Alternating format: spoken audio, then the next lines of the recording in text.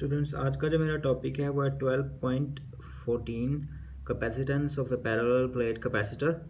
तो इसकी सबसे पहले डायग्राम को अंडरस्टैंड करते हैं। ये वही डायग्राम है जो इससे पहले वाले टॉपिक में आपको समझाई गई थी कैपेसिटर में। अब स्टूडेंट्स, ये वाली साइड जो है ये पॉजिटिव प्लेट है, ये नेगेटिव प्लेट है, इनके दरमियान डिस्टेंस d है।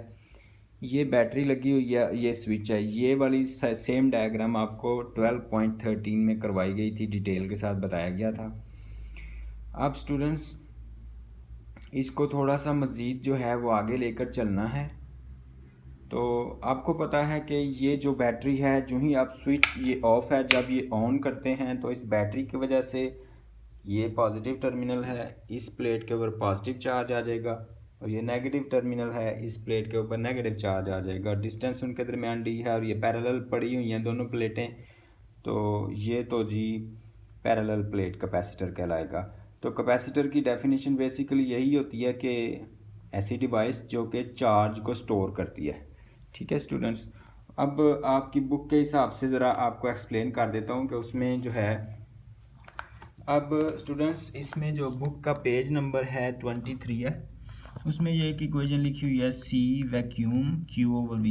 आपको पता है C जो है ये कैपेसिटेंस ऑफ द कैपेसिटर के लिए इस्तेमाल होता है और इसका यूनिट जो होता है वो फैरड होता है। और आपको मैंने बताया था 1 फैरड जो होता है उस वक्त होता है जब आपने वोल्टेज प्रोवाइड किए हैं बैटरी के थ्रू, और इस प्लेट पे या इस प्लेट पे एक कॉलम चार्ज आया है और इन दोनों पॉजिटिव और नेगेटिव प्लेट के दरमियान में 1 वोल्ट पोटेंशियल अगर प्रोड्यूस हो जाता है तो उस वक्त कैपेसिटेंस की वैल्यू 1 फैरड होती है। लेकिन स्टूडेंट्स इसमें C वैक्यूम लिखा गया है, ये आपको थोड़ा सा मैं समझा देता हूँ।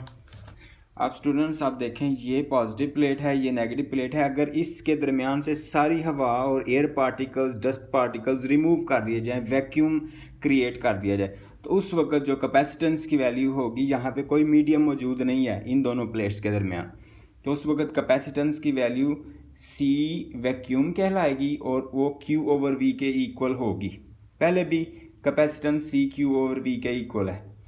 तो हमें ये भी पता है, जब हमने electric field as potential gradient वाला टॉपिक डिस्कस किया था, उसमें हमने एक इक्वेशन प्रूव की थी जो कि ये वाली है, मैं आपको दिखा भी देता हूँ।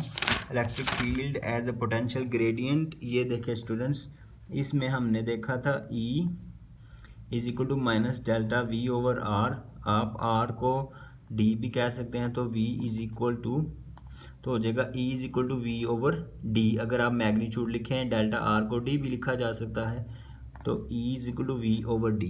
तो यही इक्वेशन उसमें इस्तेमाल की गई, आप देखें, ये देखें। तो आपको पता है ये दोनों जो प्लेट्स हैं ये पैरेलल हैं और इन दोनों के दरमियान electric lines of force positive से निकलेंगी और नेगेटिव की तरफ चलेंगी।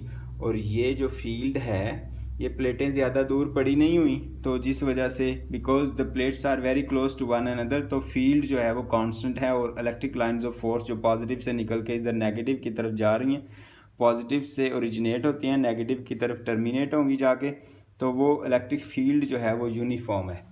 तो स्टूडेंट्स, ये आपको मैंने बता दिया है, जब दरमियान में से सारा कुछ एयर पार्टिकल्स, डस्ट पार्टिकल्स वगैरह रिमूव कर देंगे तो C Q/V हो जाएगा C vacuum capacitance when there is no medium और देयर इज़ वैक्यूम, तो ये इलेक्ट्रिक फील्ड की वैल्यू V/D है। अब स्टूडेंट्स इसमें चार्ज डेंसिटी का जिक्र है। अब देखें, चार्ज डेंसिटी होती है चार्ज पर यूनिट वॉल्यूम। इसके बारे में बहुत ज़्यादा स्टूडेंट्स जो हैं वो मुझसे क्वेश्चनिंग कर रहे हैं, तो ये मैं थोड़ा आपको इसको थोड़ा अच्छे तरीके से एक्सप्लेन कर देता हूँ।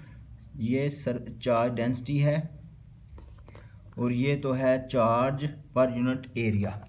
अब आप पहले तो एरिया का मतलब समझते हैं स्टूडेंट्स। इसकी ये एक मेरे पास कोई एक इसकी लेंथ है और ये एक पीस ऑफ पेपर है मेरे पास। जस्ट आपको समझाने के लिए, ये इसकी अगर लेंथ है और ये इसकी अगर विड्थ है, तो लेंथ मल्टीप्लाई बाय विड्थ ये एरिया बनेगा। इस एरिया, अब ये मैं प्लेट जो है आपको समझाने के लिए इधर ऐसे रख रहा हूँ। अब इस एरिया को उस प्लेट के ऊपर रखें और उसके अंदर गिने के कितने चार्जेस आ रहे हैं, number of charges per unit area. अब इस एरिया के अंदर कितने चार्ज आते हैं आप गिने उनको। ऐसा गिनना तो मुमकिन नहीं है क्योंकि ये तो ओरिजिनल चार्जेस है ही नहीं, तो चार्जेस तो ज़ाहिर है बहुत छोटे होते हैं, उनको गिना तो आमतौर पे नहीं जा सकता, लेकिन ये है कि एक आइडिया हमें हो जाता है तो कि भाई क्या उसका हिसाब है, चार्जेस ज़्यादा है या कम है। तो जहाँ पे ज़्यादा होंगे उसकी चार्ज डेंसिटी ज़्यादा होगी। तो अगर इस प्लेट की बात करें, आप गिनेंगे तो आपको पता चल जाएगा कि कितने हैं। लेकिन अगर कोई ऐसी प्लेट है उसमें ये दूर दूर हैं तो उसमें ज़ाहिर है एरिया तो बदलना नहीं है, तो उसमें चार्जेस कम होंगे तो चार्ज डेंसिटी कम हो जाएगी। तो एक यूनिट एरिया के अंदर जितने चार्जेस मौजूद हैं उसको कहते हैं चार्ज डेंसिटी।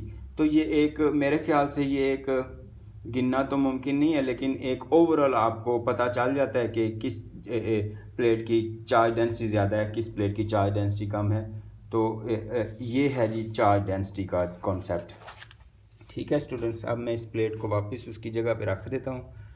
तो ये स्टूडेंट्स आपको चार्ज डेंसिटी का भी पता चल गया, कितने चार्जेस हैं यूनिट एरिया के अंदर इस प्लेट में जो स्टोर हो चुके हैं, पोटेंशियल डिफरेंस जो बैटरी ने हमें उस पर अप्लाई किया था उस वजह से। अच्छा स्टूडेंट्स, कुछ लोग अभी तक कंफ्यूज हैं कि इन पॉजिटिव और नेगेटिव चार्जेस आते किधर हैं। ये बैटरी उनको चार्जेस प्रोवाइड करती है। अगर आपने इसको पॉजिटिव टर्मिनल को इसके साथ जोड़ा है तो इस पर जो ही आप स्विच ऑन करेंगे इसकी वजह से करंट फ्लो करेगी, कन्वेंशनल करंट पॉजिटिव से नेगेटिव की तरफ, तो इस साइड पर करंट जाएगी और इधर से करंट ऐसे आएगी। तो इस पॉजिटिव टर्मिनल पे जो पोटेंशियल है यहाँ पे जो प्रोवाइड किया गया है, इस पॉजिटिव टर्मिनल की वजह से इस पे चार्ज आता है। लेकिन जो फैराड है वो पोटेंशियल इन दोनों प्लेट्स के दरमियान जनरेट होता है। ठीक है, पोटेंशियल जो चार्ज स्टोर होगा या चार्ज उस पर आएगा वो इस बैटरी के वोल्टेज की वजह से आएगा। लेकिन जो फैराड में हम पोटेंशियल की बात कर रहे हैं वो इस प्लेट पे चार्ज की वजह से और इस प्लेट पे चार्ज की वजह से इन दोनों प्लेट्स के दरमियान जो वोल्टेज डेवलप होगा उस वक्त उसको 1 फैरेड कहेंगे जब वो 1 वोल्ट होगा और इस एक प्लेट पे किसी एक प्लेट पे चार्ज 1 कूलम हो। तो अब स्टूडेंट्स इस डेरिवेशन को लेके चलते हैं। ये मैं आपको एक्सप्लेन कर चुका हूँ, जब एयर और डस्ट पार्टिकल रिमूव कर दिए जाए, वैक्यूम क्रिएट कर दिया जाए, ये भी आपको बता दिया है। सरफेस चार्ज डेंसिटी भी हो गई है। अब देखें, एक टॉपिक हमने पढ़ा था electric intensity between oppositely charge plates, वो भी मैं आपको दिखा देता हूँ। उसमें हमने एक रिलेशन डिराइव किया था। ये है रिलेशन पेज नंबर 14 के ऊपर ये हमने डिराइव किया था। आप देखें ये बॉक्स था और यूनिफॉर्म इलेक्ट्रिक फील्ड था between positive and negative plate. तो उसमें हमने एक ये वाला रिलेशन डिराइव किया था। आज भी एक पॉजिटिव प्लेट है, एक नेगेटिव प्लेट है और इनके दरमियान जो है वो इलेक्ट्रिक फील्ड यूनिफॉर्म है because these plates are very close to one another. तो यही वाला रिलेशन जो है अब हम इस्तेमाल करने लगे हैं। तो स्टूडेंट्स ये देखें वो रिलेशन इस्तेमाल करने लगे हैं। E is equal to density over epsilon naught. तो जी डेंसिटी ओवर एप्सिलॉन नॉट जो है, अब अगर आप इनका कंपैरिजन करें तो डेंसिटी की जगह आप लिखेंगे Q ओवर A।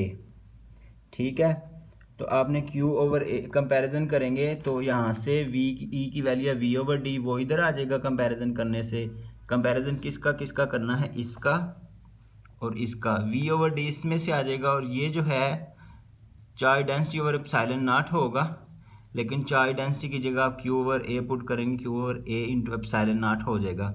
तो अगर आप V को इधर ले आएँ और A इंटू एप्सिलॉन नॉट को उधर ले जाएं तो Q ओवर V जो होता है ना वो तो होता है कैपेसिटेंस। तो इस वक्त चूँकि मीडियम दरमियान में कोई नहीं है, वैक्यूम है, तो Q ओवर V को CVAC लिखेंगे capacitance when there is vacuum, A into E naught over D। अब स्टूडेंट्स इसका नाम हमने रख लिया 12.50। अब वो बात करने लगा है कि इस वक्त जो है इसमें कोई मीडियम नहीं है। अब इसके दरमियान हम जो है वो मीडियम रखेंगे। मीडियम रखने से क्या होगा, मीडियम क्या है उसको हम डाइलेक्ट्रिक कह रहे हैं। डाइलेक्ट्रिक एक इंसुलेटेड मटेरियल भी हो सकता है, मतलब वो उसमें से करंट फ्लो नहीं करती। जस्ट फॉर एग्जांपल इन दोनों प्लेट्स के दरमियान मैं एक लकड़ी का मोटा सा ब्लॉक रख देता हूँ, जैसा कि ये मैंने एक छोटा सा ब्लॉक जस्ट फॉर एग्जांपल आपको समझाने के लिए मैंने बनाया। तो ये मैंने लकड़ी का block as a dielectric medium रख दिया है इस प्लेट और इस प्लेट के दरमियान। अब आप ये नहीं कहेंगे कि मीडियम इज वैक्यूम, अब आप कहो there is a dielectric medium between them. तो स्टूडेंट्स अब E नॉट नहीं आएगा, E नॉट के साथ साथ ER भी आएगा। ठीक है। और अब ये जो दूसरी डायग्राम है ना, इसको भी समझना पड़ेगा। जब आपने अभी मीडियम नहीं रखा, ये देखें कैपेसिटर की दो प्लेट्स के दरमियान कुछ नहीं है, वैक्यूम है, तो वोल्टेज जो है पोटेंशियल डिफरेंस इन दोनों प्लेट्स के दरमियान अगर आप चेक करें पॉजिटिव और नेगेटिव प्लेट के दरमियान, जब ये अभी बॉक्स नहीं रखा गया तो वो तो देखें वैल्यू ज़्यादा दे रहा है।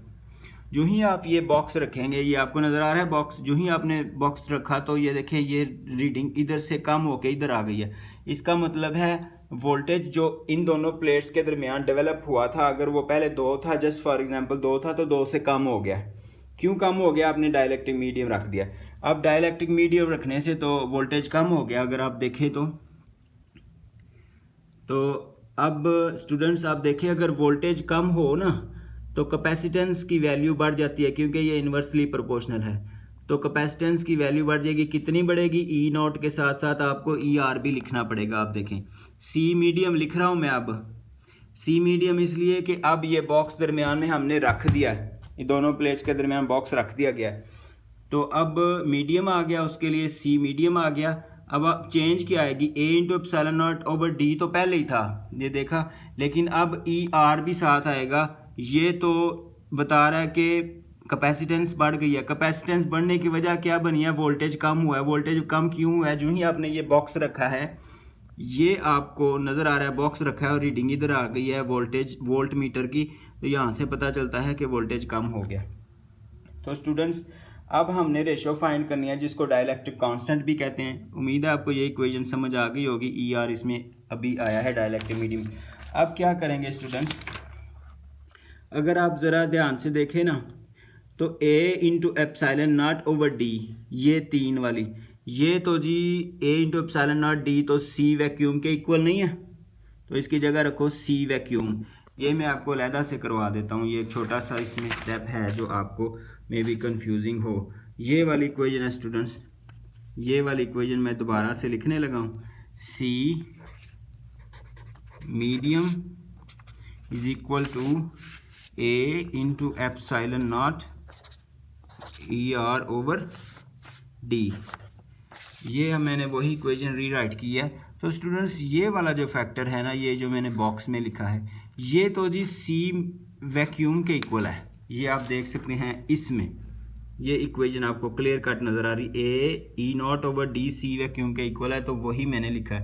अब आप क्या करेंगे, अब C medium capacitance when there is medium and capacitance when there is vacuum and then you say E are. तो ई आर की वैल्यू कैसे निकलेगी?